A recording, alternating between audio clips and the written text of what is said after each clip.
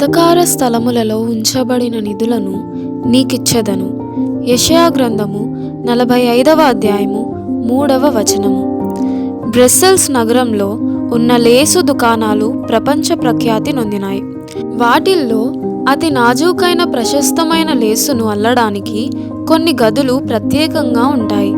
ఆ గదులు చీకటిగా ఉంటాయి. ఒక చిన్న కిటికీలో నుండి పడుతున్న కొద్దిపాటి కాంతి మాత్రం నేరుగా కొడుతున్న లేసు మీద పడుతుంటుంది. ఒక్కొక్క గదిలో ఒక్కొక్క పనివాడే ఉంటాడు. ఆ కాంతి తన చేతుల మీద పడేలా కూర్చుని ఉంటాడు. ఈ పద్ధతి వల్ల అపురూపమైన లేసు డిజైన్లు తయారవుతాయి. అల్లేవాడు చీకట్లోనూ డిజైను వెలుగులోనూ ఉంటే అందమైన లేసు తయారవుతుందట. మన జీవితపు అల్లికలో కూడా ఇంతే.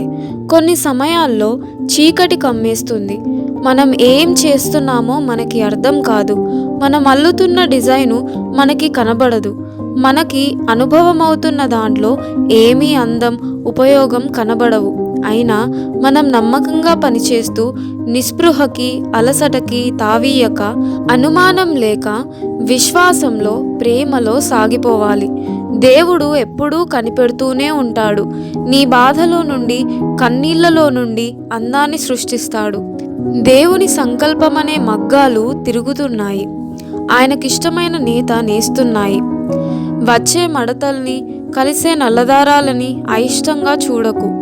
ఆ నల్లదారాల వెంట బంగారు తీగె ఉంది. ఉల్లాసంగా అల్లుకుంటూ వెళ్ళు. తుడుచుకో నీళ్లు నిండిన నీ కళ్ళు.